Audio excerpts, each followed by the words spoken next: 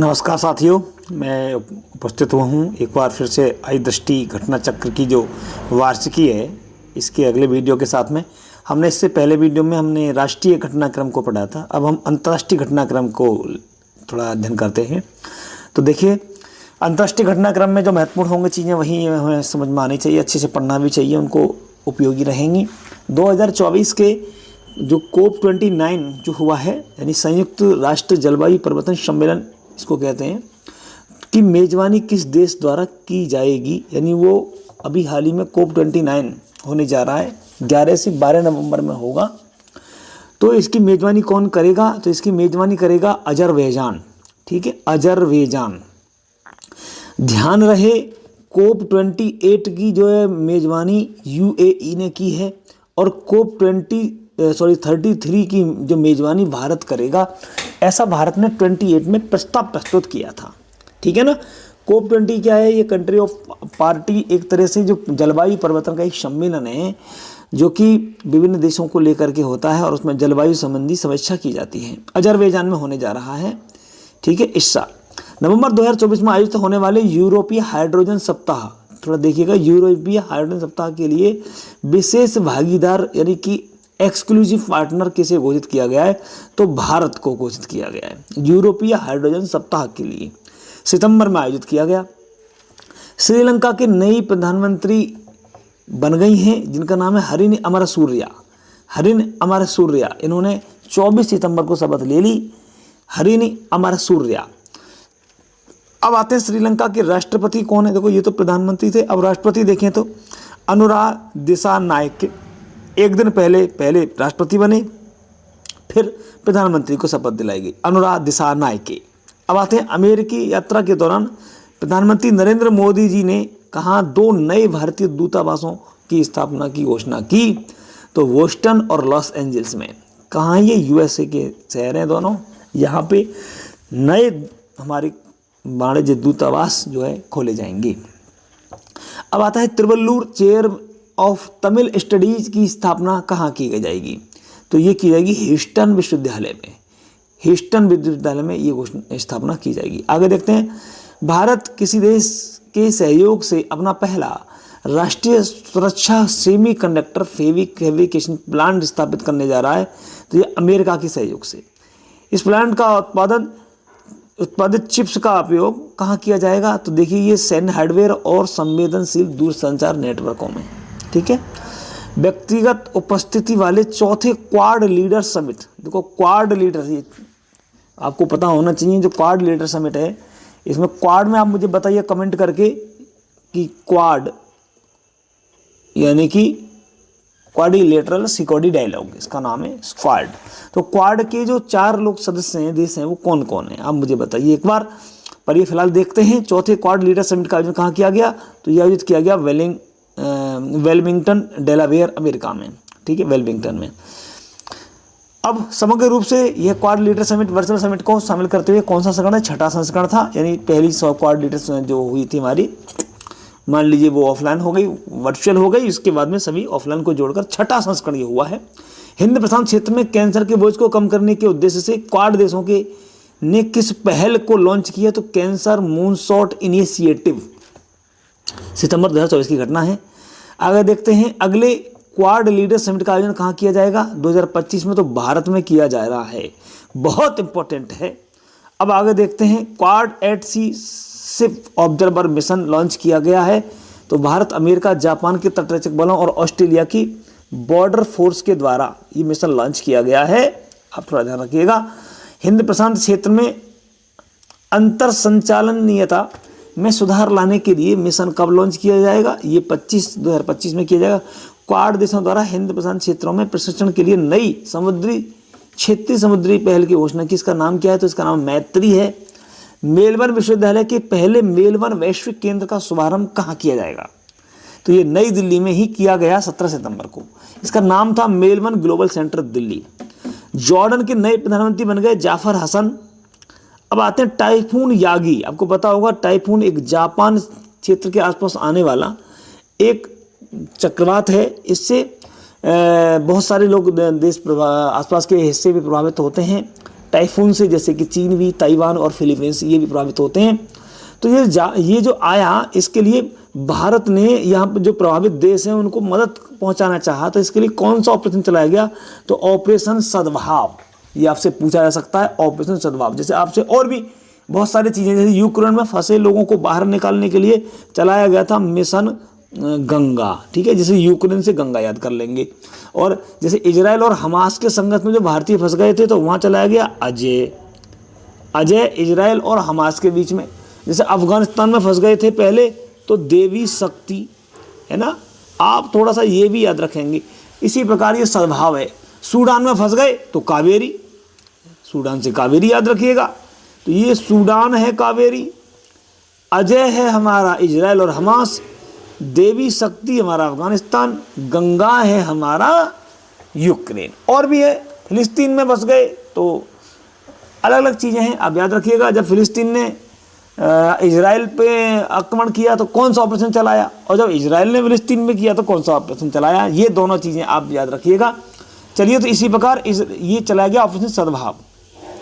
एक पूर्ण सदस्य के रूप में अंतर्राष्ट्रीय सौर संगठन, देखो ISA बहुत चर्चा में रहता है, इसका मुख्यालय आपको याद रखना है गुरुग्राम में है, पहली बात तो। अब इसमें शामिल होने वाला 101वां देश कौन सा बन गया? तो 101वां देश इसका बना है नेपाल, बहुत इंपॉर्टेंट है। इसमें शामिल होने वाला 101वां देश बन गया है नेपाल।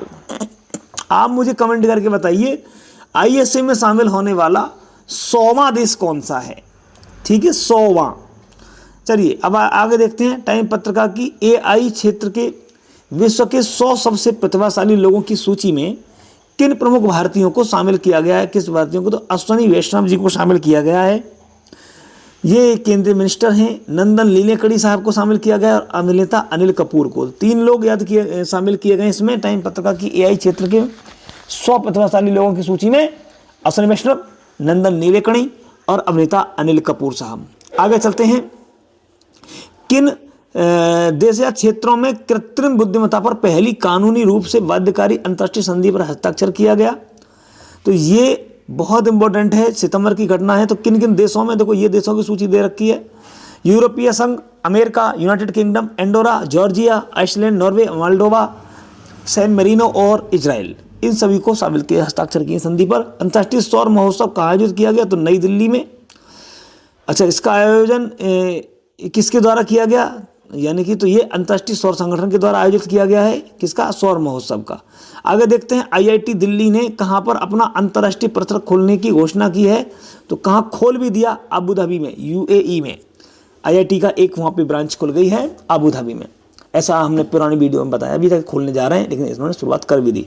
राष्ट्रीय शिक्षा नीति NEP 2020 के विजन के अंतर्गत कौन सा विश्वविद्यालय भारत में एक परिसर की स्थापना करेगा? तो साउथहैम्पटन विश्वविद्यालय UK, है ना, ये NEP 2020 के अनुसार है। किस देश में हनुमान जी की 90 फीट ऊंची प्रतिमा का अनावरण किया गया? तो अमेरिका में। इसका नाम रखा गया स्टैच्यू ऑफ यूनियन, ठीक है, स्टैच्यू ऑफ यूनियन, अमेरिका में स्टैच्यू ऑफ यूनियन। बजरंगबली की प्राण प्रतिष्ठा की गई अष्टलक्ष्मी मंदिर में। भारत और डेनमार्क ने कहाँ पर स्वच्छ नदियों पर स्मार्ट प्रयोगशाला यानी कि SLCR का अनावरण किया? तो वाराणसी में। यह प्रयोगशाला किनके बीच की एक त्रिपक्षीय अनूठी पहल है? तो भारत सरकार, IIT BHU और डेनमार्क सरकार, 3 देशों ने मिलकर के ये काम किया है। तीसरे वॉइस ऑफ ग्लोबल साउथ शिखर सम्मेलन की मेजबानी वर्चुअली किस देश में की गई? तो भारत में की गई। इसकी थीम थी एक सतत भविष्य के लिए एक सशक्त ग्लोबल साउथ, ठीक है, आपको इंपॉर्टेंट याद रखना है, ये भारत में आयोजित किया गया है। थाईलैंड की संसद द्वारा किसे नए प्रधानमंत्री के रूप में नियुक्त किया गया? तो वो हैं पेंटोगाटान सिनावात्रा। पेंटोगाटान सिनावात्रा थाईलैंड के नए प्रधानमंत्री बन गए हैं 16 अगस्त को। किस देश द्वारा भारत के साथ अनुसंधान और सांस्कृतिक सहयोग के लिए मैत्री अनुदान की घोषणा की गई है? तो ऑस्ट्रेलिया। भारत किस देश में अपने राजनीतिक संबंधों को मजबूत करने के लिए वाणिज्य दूतावास खोलेगा? न्यूजीलैंड में। और कहाँ पे? ऑकलैंड में। न्यूजीलैंड के ऑकलैंड शहर में हमारा एक दूतावास खोलने जा रहा है, आपको पता होगा। न्यूजीलैंड दक्षिण पूर्वी एशियाई देश है, ऑस्ट्रेलियाई देश है, और इसमें क्या है, ये प्रशांत महासागर के बिल्कुल निचले भाग में या दक्षिणी भाग में अवस्थित एक द्वीपीय देश है, यही के वहीं पर खोला जा रहा है। किस देश ने के 2 विश्वविद्यालयों ने गुजरात की गिफ्ट सिटी में अपना कैंपस स्थापित किया? तो ऑस्ट्रेलिया ने। 2 विश्वविद्यालय कौन कौन से हैं? डीगर विश्वविद्यालय और बोलोंगोंग विश्वविद्यालय। 5 कार्यकालों के लिए बांग्लादेश की प्रधानमंत्री शेख हसीना वाजेद किस कारण से अपने पद से इस्तीफा दे दिया इन्होंने, है ना। 5 कार्यकालों के लिए रही तो इन्होंने व्यापक हिंसक छात्र विरोध के चलते अपने पद से इस्तीफा दे दिया है शेख हसीना जी ने। ये थोड़ा सा आप याद रखेंगे। संयुक्त राष्ट्र कमान में शामिल होने वाला 18वां देश कौन सा बन गया है, तो वो जर्मनी बन गया है। संयुक्त राष्ट्र कमान में शामिल होने वाला देश जर्मनी। राष्ट्रपति द्रौपदी मुर्मू को किस देश के सर्वोच्च नागरिक सम्मान companion of the order of Fiji, तो भैया फिजी ने दे दिया। फिजी आपको दिख गया होगा। अब आप इसी प्रकार से बताइए, भूटान सरकार द्वारा और हमारे भारत के प्रधानमंत्री नरेंद्र मोदी जी को कौन से पुरस्कार से सम्मानित किया गया, जो कि भूटान का एक सबसे बड़ा पुरस्कार भी है। आप मुझे एक बार बता दीजिएगा।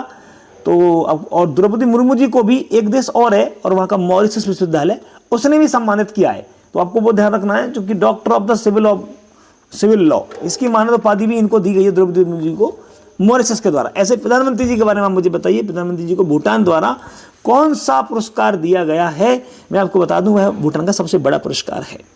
चलिए अब आते हैं यूनेस्को की विरासत सूची में 46वां सत्र कहाँ आयोजित किया गया, तो पहली बात यह नई दिल्ली में आयोजित किया गया। यूनेस्को की विश्व विरासत समिति का यूनेस्को की विश्व विरासत सूची में भारत का एक 43वां स्थल शामिल किया गया है। वो बहुत इंपॉर्टेंट है। BIMP 5 स्टार रेटिंग इसको दी जाएगी। मोइद्दम, जो मोइद्दम्स हैं, ये असम अहोम राजवंश के टीला एक दफन प्रणाली है। ऐसे टीला बना करके उसमें लोगों को दफन किया जाता था, तो ये मोइद्दम्स कहलाते हैं। उनको हमने विश्व विरासत सूची में 43वें स्थल के रूप में शामिल किया। आप मुझे कमेंट करके 42वें स्थल बताइए। चलिए हेनले पासपोर्ट सूची के अनुसार भारत कौन से स्थान पे आता है, तो हेनले ने भारत को 81वां स्थान दिया है, एक स्थान और खिसक गया भारत। और सबसे शक्तिशाली पासपोर्ट जो बताया जा रहा है वो सिंगापुर का है ना, सिंगापुर। चलिए बैंकॉक में आयोजित एशियाई आपदा तैयारी केंद्र ADPC यानी कि एशियन डिजास्टर प्रिपेयर्डनेस सेंटर की बैठक में किसने 2024-25 के लिए एशियाई आपदा तैयारी केंद्र की अध्यक्षता संभाली, तो भारत ने। देखो जब कभी भी भारत किसी की अध्यक्षता संभालता है वो प्रश्न अति महत्वपूर्ण हो जाता है, क्योंकि भारत के विषय में पूछे जाना स्वाभाविक है। किसको एस्टोनिया का नया प्रधानमंत्री बनाया गया, तो ये क्रिस्टल मिशेल हैं। इनको एस्टोनिया के नए प्रधानमंत्री के रूप में नियुक्त किया गया 23 जुलाई को। भारत के पहले समुद्र पारीय जन औषधि केंद्र का उद्घाटन कहाँ किया गया, तो मॉरिशस में। थोड़ा याद रखिएगा। आगे देखते हैं AISVL द्वारा किस भारतीय शहर को और आधिकारिक रूप से WCC वर्ल्ड क्राफ्ट सिटी घोषित किया गया, तो श्रीनगर, जम्मू एंड कश्मीर के श्रीनगर को। अब तक कितने शहरों को वर्ल्ड क्राफ्ट सिटी घोषित किया जा चुका है, तो 4 को, मामल्लपुरम को तमिलनाडु वाले को, जयपुर राजस्थान को, मैसूर कर्नाटक और श्रीनगर चौथे नंबर पे आता है। किस शहर में ग्रेविल वैक्स संग्रहालय द्वारा बॉलीवुड अभिनेता शाहरुख खान को के सम्मान में सोने के सिक्के जारी किए गए, तो भैया पेरिस फ्रांस। ये थोड़ा याद रखेंगे, सोने के सिक्के इनके सम्मान में शाहरुख खान के में जारी किए गए पेरिस फ्रांस द्वारा। केंद्रीय विदेश मंत्री S जयशंकर ने कहां पर भारत मॉरिशस मैत्री उद्यान का उद्घाटन किया, तो पोर्ट लुइस मॉरिशस में। अब मॉरिशस से जुड़ा यही प्रश्न एक पूछा जा सकता है ना। मैं बता रहा था कि द्रौपदी मुर्मू जी को भी एक सम्मान दिया गया है, तो आपको जरूर कहीं ना कहीं मिल जाएगा, आगे आएगा जरूर। गेमी टाइफून ने हाल ही में किन देशों में प्रमुख रूप से तबाही मचा दी, गेमी टाइफून। अब ये ताइवान और फिलीपींस में आया गेमी टाइफून। और टाइफून जो एक और इससे पहले मैंने टाइफून के विषय में बताया था, जो कि जिसने तबाही मचा के रख दी, वो टाइफून योगी है, और ये है गेमी।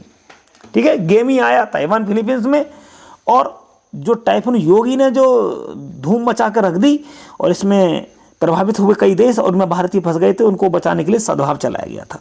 ये किस प्रकार का चक्रवात है, तो ये उष्णकटिबंधीय चक्रवात है।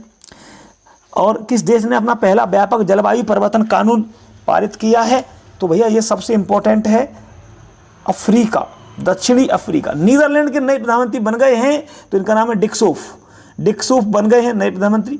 पशुपालन पर कार्बन टैक्स लगाने वाला विश्व का पहला देश कौन सा बन गया है, तो डेनमार्क।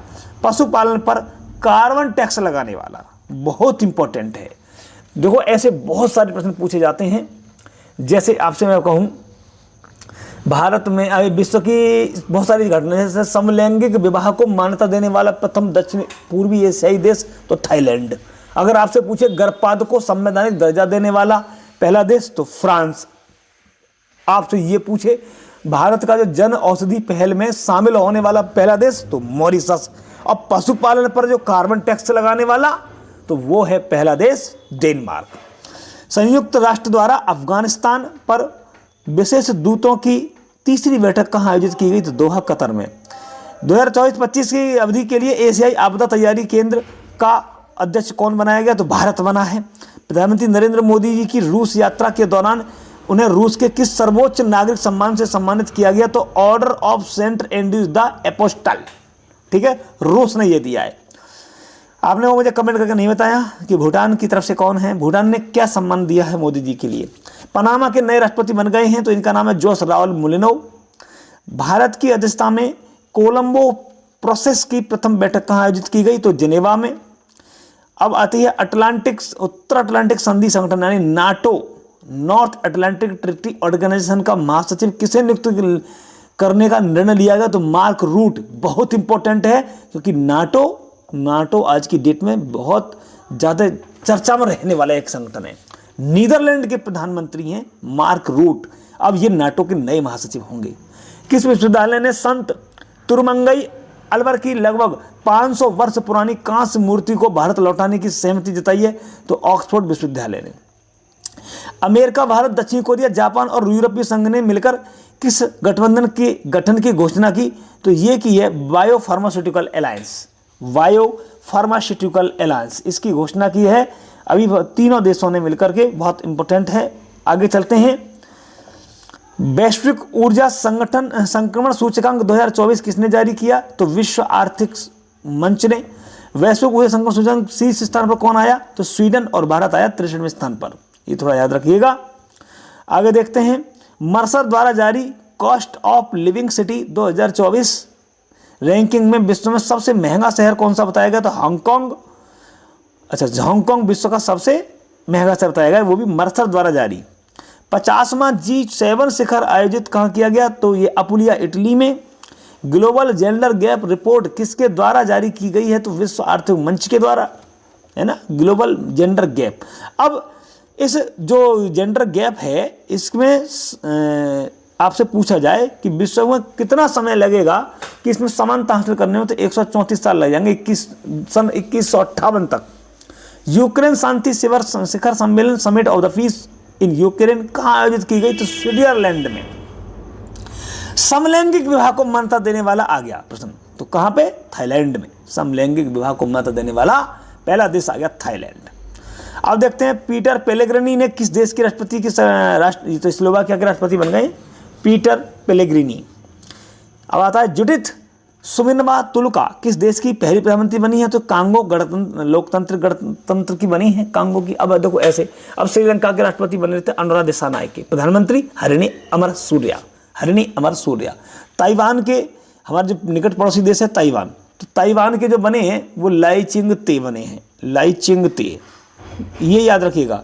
जैसे अभी क्या है, जैसे हमारा वो आपने देखा होगा मालदीव, तो मालदीव के मोहम्मद मुअज्जी, आपको पता होगा मुअज्जी, जो बहुत चर्चा में रहे। अभी और पड़ोसी देश देखे जैसे कि नेपाल, तो नेपाल के प्रधानमंत्री केपी शर्मा ओली, है ना। ये ऐसी चीज़ें निकटवर्ती याद रखिएगा जो हाल ही में चीज़ें बन रही हैं। यूएई के हैं शेख मोहम्मद बिन जायद अल नहयान, वो थोड़ा पूछी जाती हैं चीज़ें। संयुक्त अरब राज्य अमेरिका ने किस देश को अपना प्रमुख गैर नाटो सहयोगी नामित किया? तो केन्या को।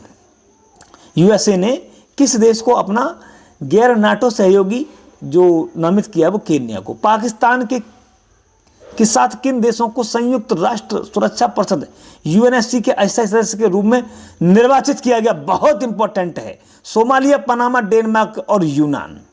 सोमालिया, पनामा, डेनमार्क, यूनान और पाकिस्तान, ये 5 देशों को संयुक्त राष्ट्र सुरक्षा परिषद में, यानी कि UNSC, United nation security council में 5 नए जो सदस्य के रूप में शामिल किए गए हैं, तो निर्वाचित किया गया है अस्थायी सदस्यों के रूप में सोमालिया, पनामा, डेनमार्क, यूनान और पाकिस्तान को। बायो इंटरनेशनल कन्वेंशन 2024 का आयोजन कहाँ किया गया? तो सैन डियागो, यूएसए में।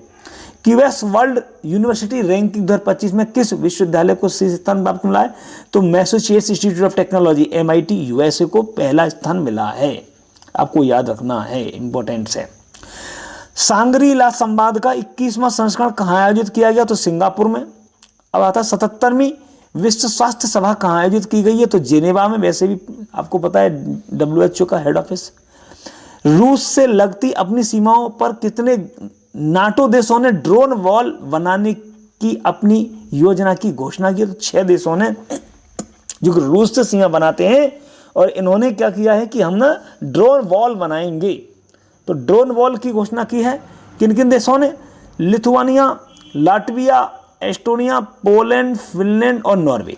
ये 6 देश ड्रोन वॉल बनाएंगे, रूस से ये सीमा बनाते हैं। प्रथम, अब आप देखिए, काजा TFCA शिखर सम्मेलन कहाँ आयोजित किया गया? तो ये जाम्बिया में। पहला अंतर्राष्ट्रीय आलू दिवस कब मनाया गया? तो 30 मई को पहला अंतर्राष्ट्रीय आलू दिवस मनाया गया है। किसके द्वारा अंतर्राष्ट्रीय आलू दिवस मनाए जाने की घोषणा की गई? तो संयुक्त राष्ट्र के खाद्य कृषि संगठन यानी कि FAO के द्वारा। टाइम 100 सबसे प्रभावशाली कंपनियों की सूची जारी की गई। इसमें भारत की कितनी कंपनियां शामिल हैं? तो 3 कंपनियां टॉप 100 में, रिलायंस, टाटा और serum institute of India. Harvard विश्वविद्यालय के साथ ऑनलाइन MBA प्रोग्राम शुरू करने वाला भारत का पहला विश्वविद्यालय चंडीगढ़ विश्वविद्यालय। ये हार्वर्ड यूनिवर्सिटी के साथ में अपना पहला ये शामिल अपना ऑनलाइन कोर्स MBA प्रारंभ करने जा रहा है, चंडीगढ़ विश्वविद्यालय। अब आता है हारून इंडिया आर्ट लिस्ट में शीर्ष स्थान किसे प्राप्त हुआ? तो भारतीय मूल के अनीश कपूर, लंदन UK में। पर्यावरण प्रदर्शन सूचकांक में भारत का रैंक है 176वां रैंक है। आपसे अगर पर्यावरण प्रदर्शन के छोड़कर ये पूछ ले जलवायु परिवर्तन में हमारा कौन सा स्थान है, तो भैया जलवायु परिवर्तन में 7वां। हमसे पूछ ले साइबर अपराध में तो 10वां। हमसे पूछ ले कि आतंकवाद में हम 14वां। हमसे पूछ ले कि प्रतिस्पर्धा में जो IMD ने जारी की है तो उसमें 39वां। ऐसे स्थान आपको याद रखने पड़ेंगे। 7वां जलवायु परिवर्तन, 10वां साइबर अपराध, 14वां आतंकवाद, 39वां प्रतिस्पर्धा में, बौद्धिक संपदा में 4 लोग ही पढ़े लिखे हैं बुद्धि में, 2-4 बौद्धिक संपदा में US चैम्बर जारी करता है। आर्टिफिशियल इंटेलिजेंसी 72 तुमने 72 बार कह दी, समझो बात को। आगे चलते हैं। किस देश ने विदेश मंत्रालय के लिए AI संचालित डिजिटल प्रवक्ता विक्टोरिया सी का नामकरण किया? तो यूक्रेन ने। किस देश के नए राष्ट्रपति के रूप में लाई चिंगते, तो ताइवान बन गए हैं लाई चिंगते, ठीक है। हिदाया चक्रवात कहाँ आ गया? तो तंजानिया में आया, मई में। अब देखो मैं एक ट्रिक बताने जा रहा हूं आपको। कौन सी?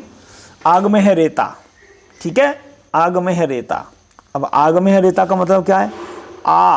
तो आ से है अल्वेरो, गा से गैमन, मैं से मैगन, है से हिदाया और रे से रेमल और ता से टाइफून। ये सारे क्रम से हैं।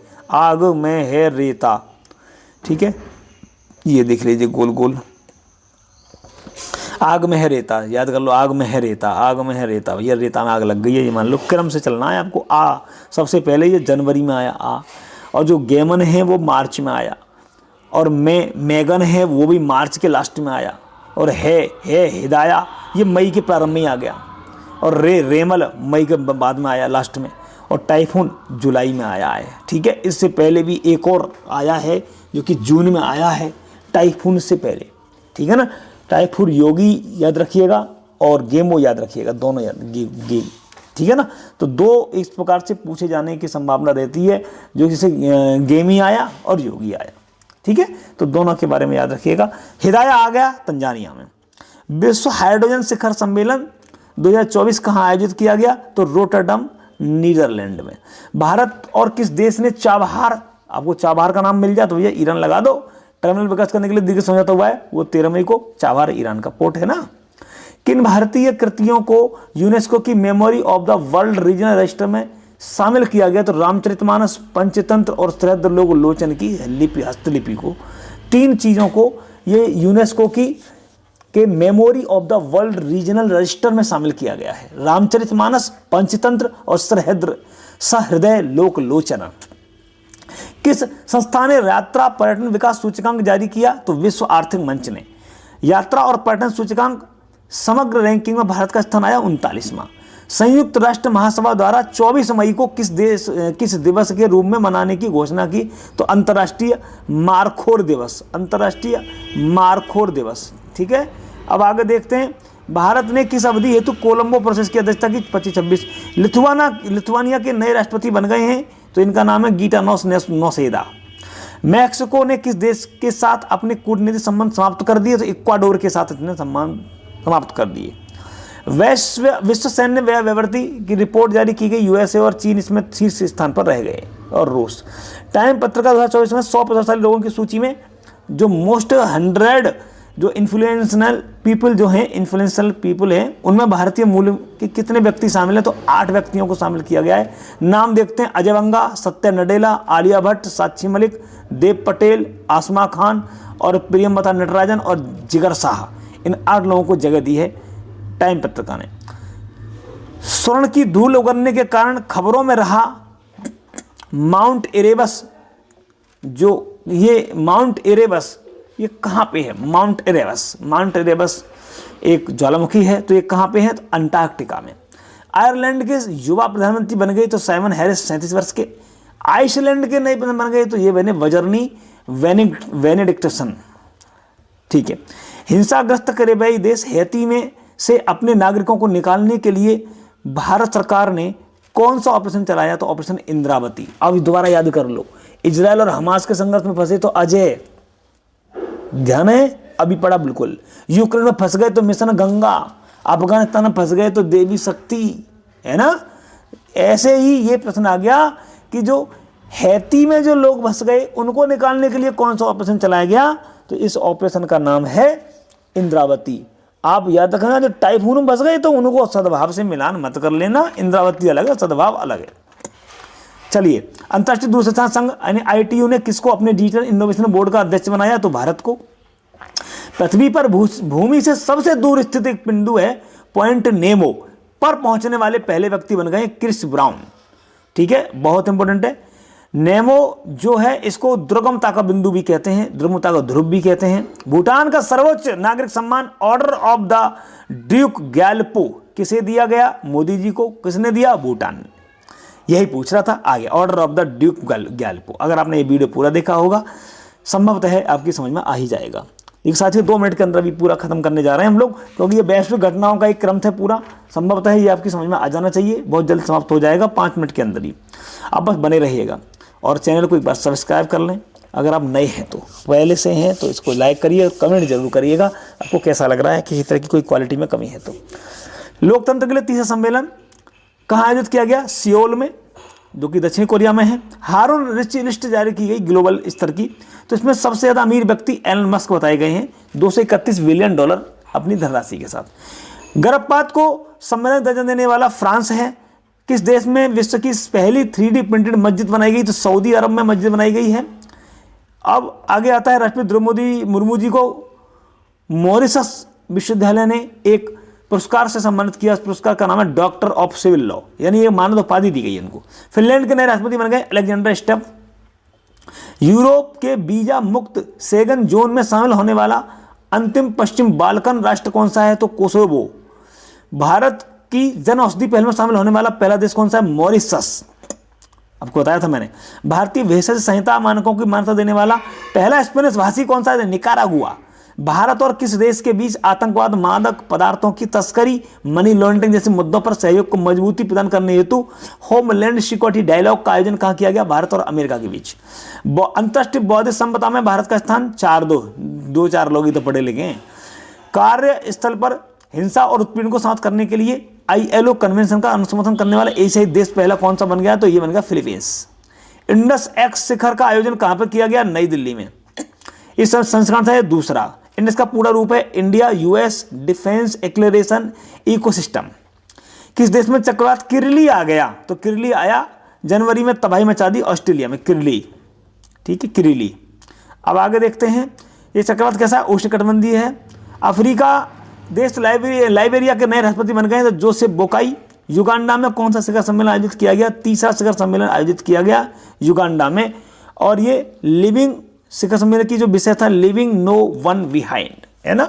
युगांडा में एक शिखर शामिल किया गया, 30 दक्षिण शिखर सम्मेलन आयोजित किया गया।